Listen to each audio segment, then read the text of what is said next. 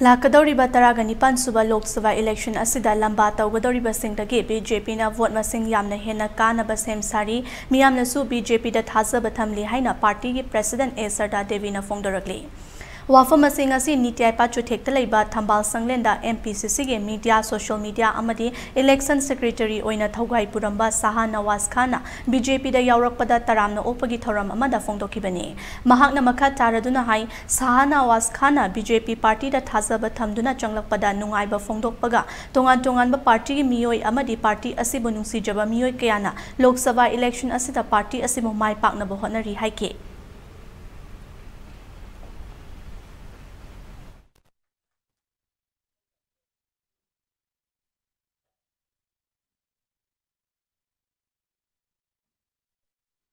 Masak nairaba National Congress ki kogi secretary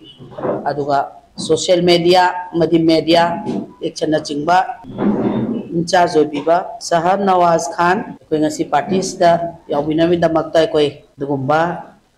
party office da lengsin bidana laire aina koi gi ai khunna jariba Secy Nawaz Khan busu ai khunna bu uchaba loinana kuklon jari loinana ngasi koi Bharatiya Janata Party yamna henna ekoi praja singna dumak thajanaba aduguma party ama oiri haibasida yamna haiman mathu oi haidana khanjai aduga hojik se ekoi lakadoriba kogi tang 18 April gi kogi 19 suba Lok Sabha election se pangthokadaba yamna nakna ngaidana leirabani koi tongan ba party gi aduga kogi party bu nungsibe mayama ma hojik se party da thajabidana party mapangan kangkat hanaba amadi lakadoriba election na sida yamna henna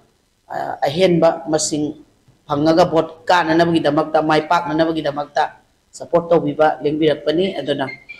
ei Bharatiya Janata Party gi side tagi ngasi party da join tawgadoriba si aina amuka hanna ming panjarabada Secy Nawaz Khan aduga MPCC gi aduga secretary ni aduga media social media and election sigi kogi daita pubiba duma yam masak nairaba miyoi ni haibasi mayamda thamjai Amaromda ngasi nauna BJP da changlakhraba Secy Nawaz Khan hai mahakna Congress Party da chahi kuntra hena leirakpa asida leibak miyamgi damak tawningba thabak kaya pangthokpa ngamdana leirakpa asi yamna laibak thibani Congress Party da wazarakpa singbo nathaiduna Congress Party ga mari suklei leinataba miyoi amabo Inner Manipur Parliamentary Constituency da mirep oina lephanba asi achumba khongthang natte amadi Manipur gi lengak pulu chingliba Chief Minister N Birena miyamgi damak paikhalakliba thabak thoram sing asida penjeduna BJP da yaurokpani haina phongdokhe Yuttagi hauraga still today thabak toraga dum laknabani 2021 da Sri Govindas Kothawjamna Congress thabo satki matamda ai leijahobani ata yamana ma worker man thabak toraga isum leimina ko sidisida hujuji ori film sidida koigi Sri Govindas Kothawjam under the leadership of Honorable CM Sri Giren jigi makhada bisendu kendra tanatana Manipuri oida over tabuk forum sing support horan program mathang paikhalakwa particularly ai isam area da ai isam ki level committee abu semangam da bai tare everybody loina asagi sansal iba afaba tabuk forum mayam sina